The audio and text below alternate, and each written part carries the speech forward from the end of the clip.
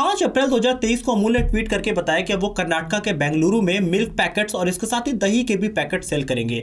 इस एक ट्वीट ने कर्नाटका की पूरी पॉलिटिक्स में घमासान मचा दिया है। एक्चुअली बीजेपी लीडर्स का यहाँ पे कहना था कि गुजराती कंपनी अमूल के आने की वजह से कर्नाटका के जो फार्मर्स हैं उनकी कमाई काफी ज्यादा बढ़ जाएगी।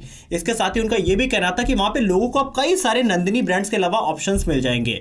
लेकिन वही अपोजिशन का ऐसा कहना था कि गुजराती कंपनी अमूल के आने की वजह से वहां का जो लोकल ब्रांड है नंदिनी वो पूरी तरीके से खत्म हो जाएगा। अमूल के बेंगलुरु में आने से पहले पूरे ट्विटर पे बाइकॉट अमूल, इसके साथ ही गो बैक अमूल और सेव नंदिनी जैसे कई सारे ट्विटर पे ट्वीट्स होने शुरू हो गए। यहाँ पे कर्नाटक के होटल एसोसिएशन ने भी होटल से अपील किया कि आप ज्यादा से ज्यादा नंदिनी के ही प्रोडक्ट खरीदें। लेकिन अब सबसे बड़ा सवाल उठता है कि आम कन्नड़ लोगों को अमूल के आने से क्या प्रॉब्लम हो सकती है। इसके साथ ही अमूल और नंदिनी दोनों ही इंडिया के ब्रांड्स हैं और वो किसी भी स्टेट में जाके बिजनेस कर सकते हैं, तो इस बात पे इतनी सारी बहस क्यों हो रही है। एक्चुअली 10 मई को कर्नाटका में स्टेट इलेक्शंस हैं, तो क्या स्टेट इलेक्शन की वजह से ये मुद्दे उठाए जा रहे हैं वोट्स पाने के लिए, या फिर इसके पीछे कोई और भी सच्चाई है। इसके अलावा एक और बड़ी कंट्रोवर्सी चल रही है कि सेंट्रल गवर्नमेंट स्टेट गवर्नमेंट के कामकाज में काफी ज्यादा दखल दे रही है। तो इस वीडियो में हम ये सब कुछ सच जानने की कोशिश करेंगे। आइए दोस्तों इस वीडियो को समझने की कोशिश करते हैं। Political slugfest ahead of Karnataka elections. The opposition Congress and JDS are at loggerheads with the ruling BJP following the Gujarat milk brand Amul's entry.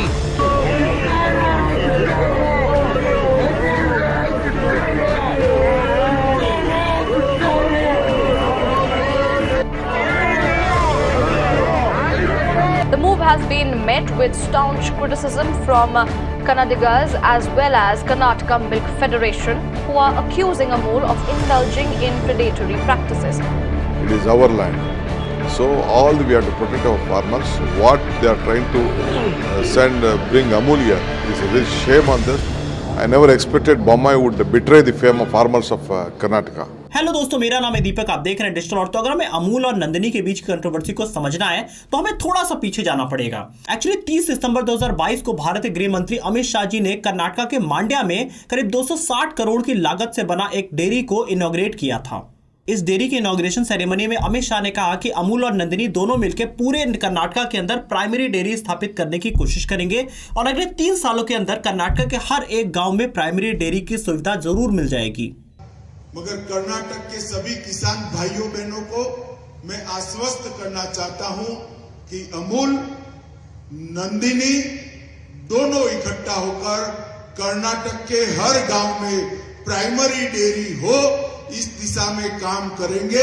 Amit Shah के इस स्टेटमेंट के रिप्लाई में कांग्रेस के नेता डी शिव कुमार ने कहा कि नंदिनी ब्रांड को अमूल के साथ मर्जर किया जा सकता है और इसके तुरंत बाद कर्नाटका के सीएम और बीजेपी नेता बसवराज बोम्मई ने क्लैरिफाई कर दिया कि नंदिनी एक सेपरेट एंटिटी है, दोनों के बीच में मर्जर नहीं हो सकता है। बोम्मई ने आगे यह भी कहा कि दोनों कंपनियां टेक्नोलॉजी और मार्केटिंग में साथ मिलकर काम कर सकती हैं, लेकिन दोनों की आइडेंटिटी अलग अलग ही रहेगी। इसके बाद जैसा मैंने स्टार्टिंग में बताया कि अमूल ने एक ट्वीट करके बताया कि वो बेंगलुरु में भी अपने प्रोडक्ट्स बेचने वाले हैं और इसके बाद से ही सारी कंट्रोवर्सी की शुरुआत होती है। इस कंट्रोवर्सी के डिटेल में जाने से पहले हम अमूल और नंदिनी ब्रांड को थोड़ा सा डिटेल में समझ लेते हैं। एक्चुअली अमूल एक डेयरी ब्रांड है जो कि Gujarat cooperative milk marketing federation के अंदर आता है और इस हिसाब से एक गवर्नमेंट की भी एंटिटी कही जा सकती है। इसके साथ ही अमूल फ्रेश मिल्क प्रोडक्ट जैसे कि कर्ड, लस्सी, बटर से लेकर मिल्क, चॉकलेट और आइसक्रीम जैसे पैकेज फूड प्रोडक्ट भी सेल किया करती है। अमूल आज इंडिया की सबसे बड़ी मिल्क प्रोड्यूसिंग कंपनी है और इसके प्रोडक्ट आज की डेट में विदेशों में भी जाया करते हैं। और अगर हम नंदिनी की बात करें तो गुजरात के अमूल के जैसे ही ये भी कर्नाटका का एक अपना ब्रांड है और ये कर्नाटका मिल्क फेडरेशन के अंदर आया करता है। नंदिनी अमूल के बाद भारत की दूसरी सबसे बड़ी मिल्क प्रोड्यूसिंग कंपनी है और इनके डेयरी प्रोडक्ट्स कर्नाटका के अलावा दूसरे सदर्न स्टेट्स में भी बिका करते हैं, जैसे कि तमिलनाडु, आंध्र प्रदेश और तेलंगाना भी। अब रिसेंट टाइम्स में जैसे ही अमूल ने कहा कि वो कर्नाटका में भी एक्सपेंशन करना चाहते हैं, वहीं पे अपोजिशन लीडर्स ने इसको एक मुद्दा बना लिया। और अगर हम देखें कि अमूल के ट्वीट के 3 दिन बाद जेडीएस नेता और कर्नाटका के former chief minister HD Kumaraswamy ने एक ट्विटर थ्रेड लिखकर सेंट्रल गवर्नमेंट के ऊपर आरोप लगाया कि ये नंदिनी ब्रांड को खत्म करने की साजिश कर रहे हैं। वहीं पे कांग्रेस के नेता सिद्धरामैया ने भारत के प्राइम मिनिस्टर नरेंद्र मोदी को भी टैग करके लिखा कि वो कर्नाटका के लोगों से नंदिनी को क्यों छीनना चाहते हैं। अब यहाँ पे अगर हम देखें तो होटल एसोसिएशंस ने भी इसको एक बड़ा मुद्दा बनाया और उन्होंने लोगों से कहा कि आप अमूल के प्रोडक्ट मत खरीदिए। अब यहाँ पे अगर हम रियलिटी देखते हैं तो नंदिनी भी अपने प्रोडक्ट्स जाके साउथ इंडिया में बेचा करती है। इसके साथ ही अमूल को अगर देखें तो वो पूरे भारत में अपने प्रोडक्ट बेचा करता है। तो अमूल के ही एंट्री से नंदिनी को क्या प्रॉब्लम हो सकती है। और यहाँ पे एक बड़ा सवाल ये भी उठता है कि क्या अमूल के आने की वजह से नंदिनी के ब्रांड को सचमुच में एक बड़ा डेंट पहुंचने वाला है क्या। पहले तो हमें यह जान लेना चाहिए कि अमूल कई सालों से कर्नाटक में अपने कई सारे प्रोडक्ट बेच रही है, जैसे कि पैक्ड आइसक्रीम हो गया, इसके अलावा चॉकलेट्स हो गया, जैसे कई सारे प्रोडक्ट्स उनके पहले से बिक रहे हैं। लेकिन इस बार उन्होंने अनाउंस किया कि वो कर्ड और मिल्क भी वहां पे बेचना चाहते हैं।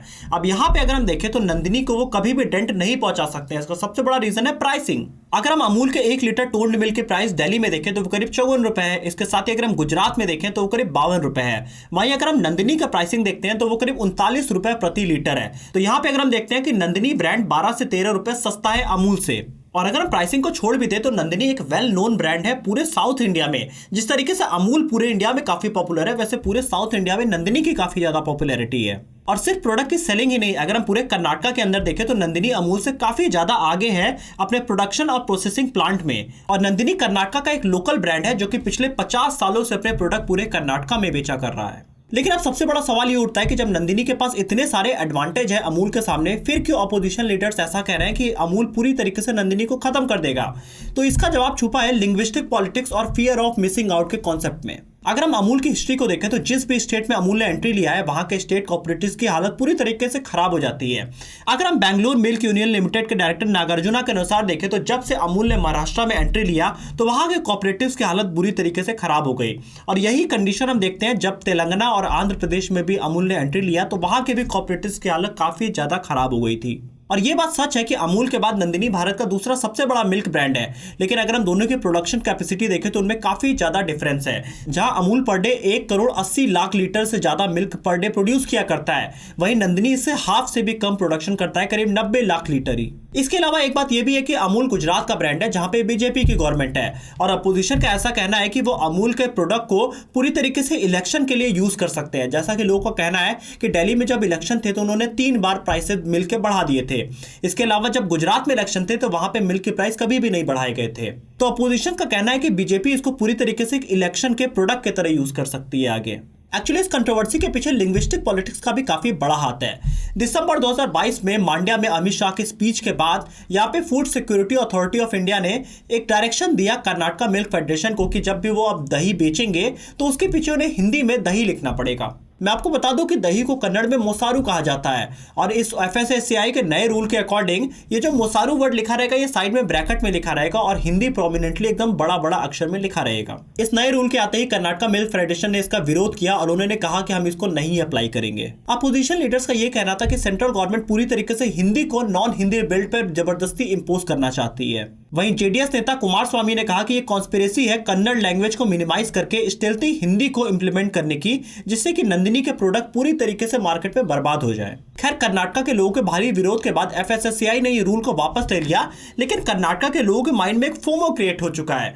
इसका मतलब है कि उनको ये लग रहा है कि उनकी लैंग्वेज और उनके ब्रांड को धीरे धीरे उनसे छीना जा रहा है और इसका सबसे बड़ा फायदा अपोजिशन लीडर्स उठा रहे हैं। एक्चुअली जो आम आदमी होता है वो इतनी ज्यादा पॉलिटिक्स नहीं जानता है और ये पॉलिटिशियंस लोगों के माइंड में ये चीजें इंप्लीमेंट किया करते हैं। अब यहाँ पे बड़ा सवाल ये उठता है कि क्या सेंट्रल गवर्नमेंट स्टेट गवर्नमेंट के कामकाज में दखल देने की कोशिश कर रही है?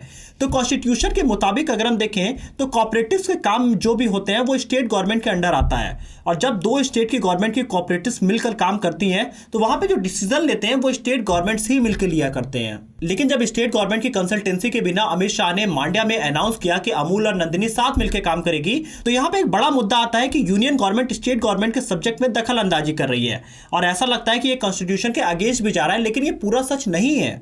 दरअसल जुलाई 2021 में सेंट्रल गवर्नमेंट ने एक नई ministry union ministry of cooperative यानी कि सहकारिता मंत्रालय की स्थापना करी और इसके साथ अमित शाह को इंडिया के फर्स्ट कोऑपरेटिव मिनिस्टर के पद भी यहाँ पे दिया गया।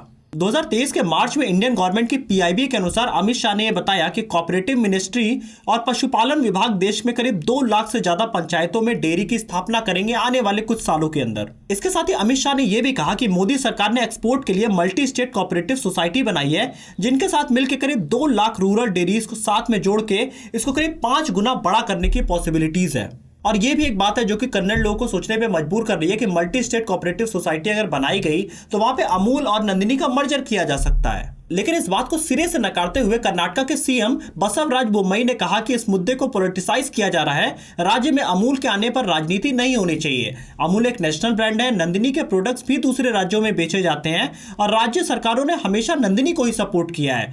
नंदिनी जल्द ही नंबर 1 ब्रांड बनेगी कर्नाटक की और अमूल से इसको डरने की कोई जरूरत नहीं है और ये दोनों कंपनी साथ मिलकर आगे काम कर सकती हैं। और कर्नाटक के सीएम को ये बहुत ही क्लियरली समझ में आ गया कि इस बात का बहुत ही क्लियरली पॉलिटिसाइज किया जा रहा है, जिस वजह से उन्होंने 8 अप्रैल को फिर से यही बात दोहराया कि अमूल और नंदिनी का कभी भी मर्जर होने नहीं जा रहा है। इसी बीच कर्नाटक के मिल्क फेडरेशन यानी कि केएमएफ ने भी 8 अप्रैल को यह बयान जारी करके ये क्लियर किया कि केएमएफ किसी भी दूसरी कोऑपरेटिव सोसाइटी के साथ कभी भी मर्जर नहीं कर रही है।